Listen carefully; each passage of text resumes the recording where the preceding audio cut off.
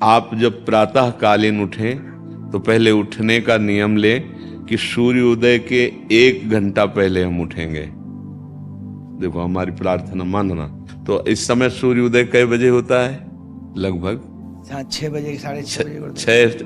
आप 5 बजे उठ जाइए और उठ करके सबसे पहला कार्य कीजिए, पृथ्वी के चरण स्पर्श कीजिए, भूमि के चरण स्पर्श कीजिए।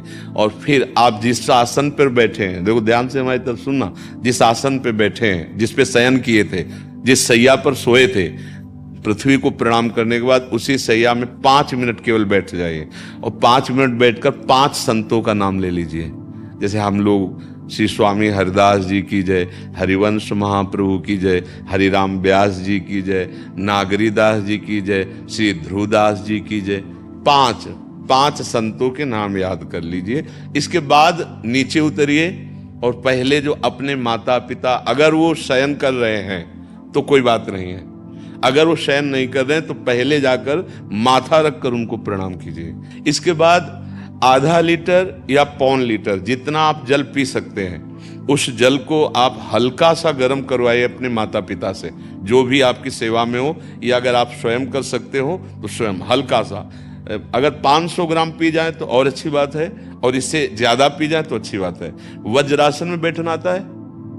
वज्रासन जानते हो आप लोग? देखो वज्रासन, वो देखो बैठ रहे हैं, ये दोनों पैरों को ऐसे करके इससे बैठकर जल पिया जाए।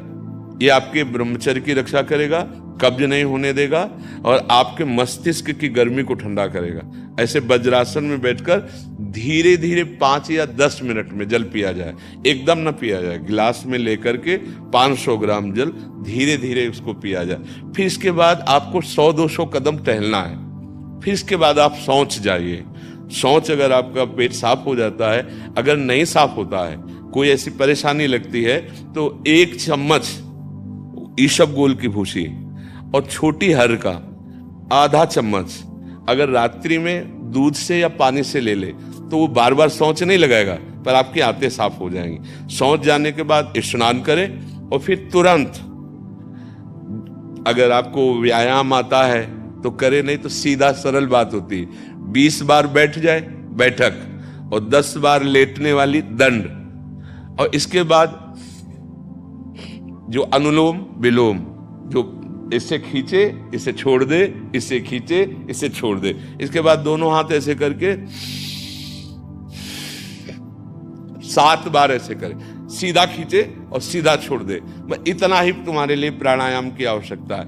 अब अपनी दिनचर्या में लग जाए। जो पढ़ाई का कार्य दिया गया है, आगे तुम्हें और भजन की बात हम नहीं कह रहे, जो पढ़ाई का कार्य दिया गया है वो भगवान की ही पूजा है।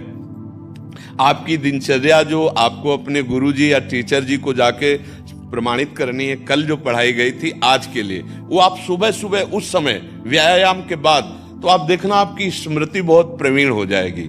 अच्छा, ये आपकी प्रातःकालीन दिनचर्या है। जब आप अपने गुरुदेव के पास स्कूल जाएं, तो हमें आजकल का तो अब पता नहीं, पर हम लोग जब जाते थे तो अपने गुरुजी को प्रणाम करते थे। तो जो स्कूल में आपको पढ़ाई पढ़ा रहे हैं वो तो बात है, अब आपको जो हम खास बात बताना चाहते हैं वो कि देखो अभी छोटे छोटे बच्चे हो, बच्चों में कुछ बच्चे ऐसे गंदे बच्चे होते हैं जिनके गंदी बातें दिमाग में आ जाती हैं और गंदी बातें वो करने लगते हैं आचरण में। आप लोग इतना तो जानते ही होंगे कि गंदी बातें किसे कहते हैं। आप लोगों के पास अगर मोबाइल है तो कभी गंदी बात देखना नहीं।